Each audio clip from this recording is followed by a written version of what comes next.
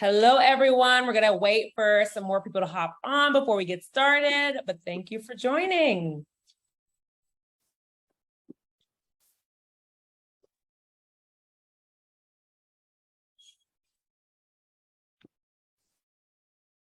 All right, we're getting this party started. I love it.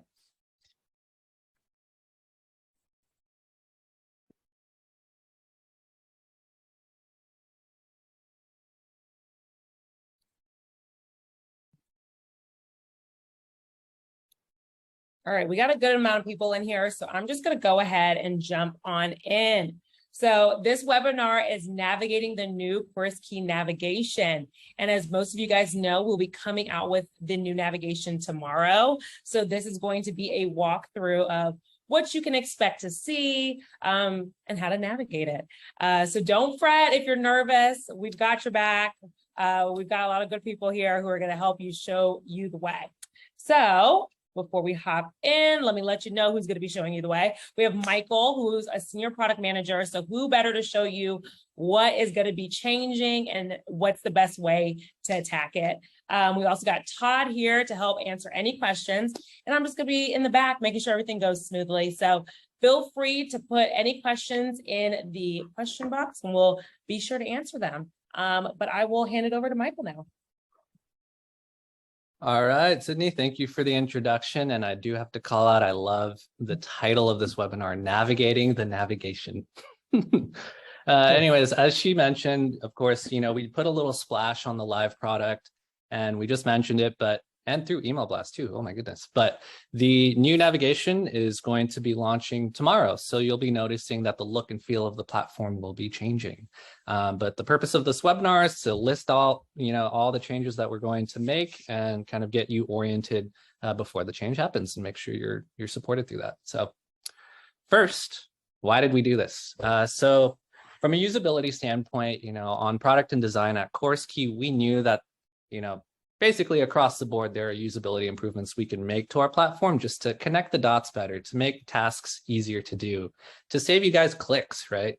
One of the main goals of this new navigation is to reduce the number of clicks to get you to where you need to go. So let's say you're working within, I don't know, skills tracker, and you see a student of interest and you want to go check out their page. It's hard to do that. And, just the navigation needed some work, right? The second primary goal of this project was to open up more screen space for better readability. At least on my laptop and certainly many others, it felt like the platform was getting a little bit more cramped as time went on. At least for me, the global navigation bar started scrolling at one point. I just knew, from a goals perspective, we could probably streamline our designs to improve that. Lastly, we talked to our customers and we also observed purely through their clicks where they were going in terms of completing tasks on the platform. So in redesigning our navigation bar, we've actually reorganized it as well so that aligns with the way that schools use CourseKey, right? Those main primary tasks and flows.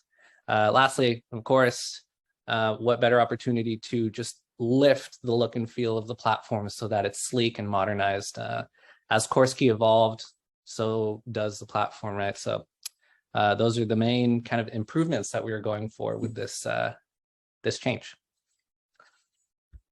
And so, enough talking about it. Why don't we just walk through it real quick so you guys can get a sense for it. So Sydney, I'm going to take over the screen share, if you don't mind. I'll allow it.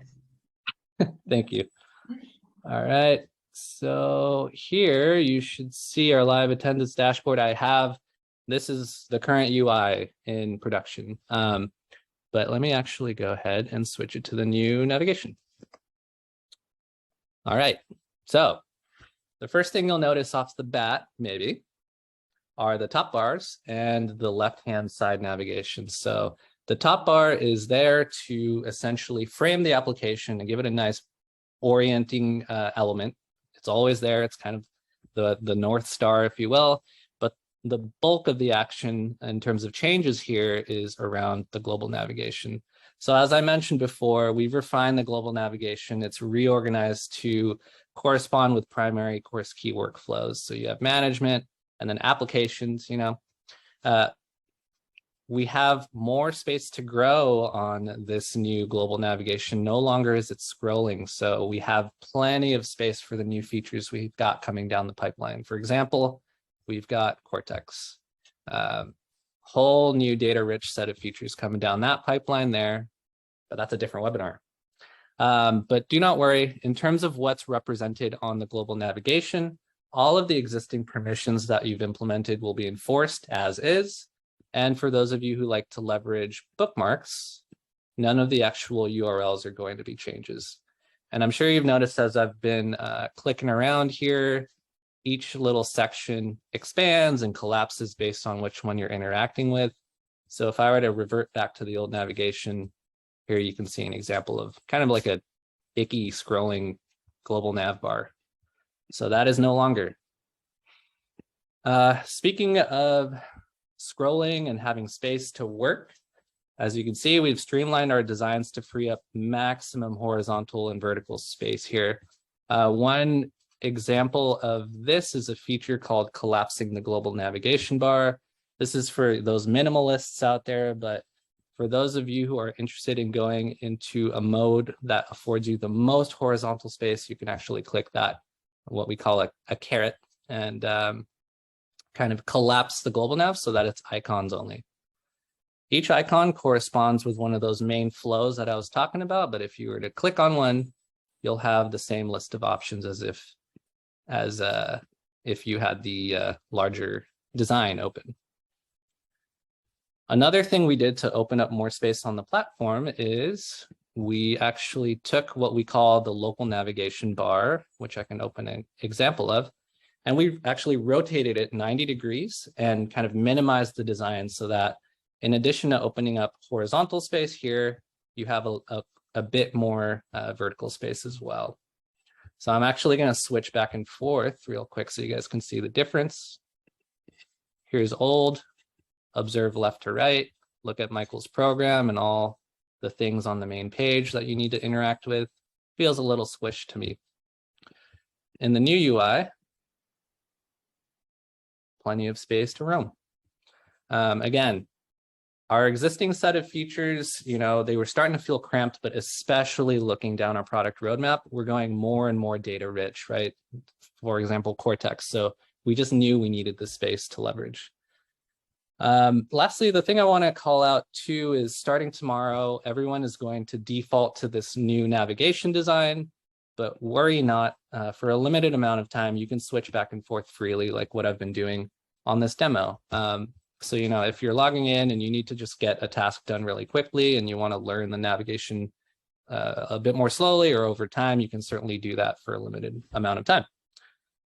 Beyond that, we did layer in a couple quick usability updates to just help you guys along in those main tasks that you complete on the platform. For example, the previous setup button on the old global nav is called import, and each one of these views can actually be linked to from the courses page and from the user page, so that if you do need to do a bulk upload, you don't need to exit the courses or user page. You could just do it straight up from in that view, which is awesome.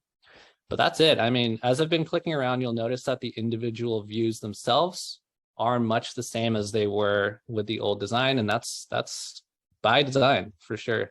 We're going to keep iterating on the platform and taking each view and giving them a refresh slowly over time, but the extent of our changes are primarily around the navigation for tomorrow. So hopefully the change isn't too jarring for everyone. We hope you find them pleasing, and overall, by refreshing and modernizing the design, we have plenty of space to add new features and for our users to leverage them. And that's it.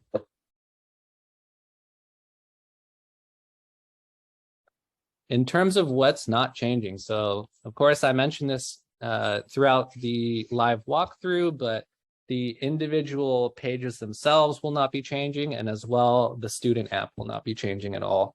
So this is specific to all users, so that's admins, staff, and students using the web application only. So don't worry about the student app. And then of course the bookmarks thing. All of the bookmarks that you have in place today will continue to work. We haven't changed any of the URLs, so don't worry about that.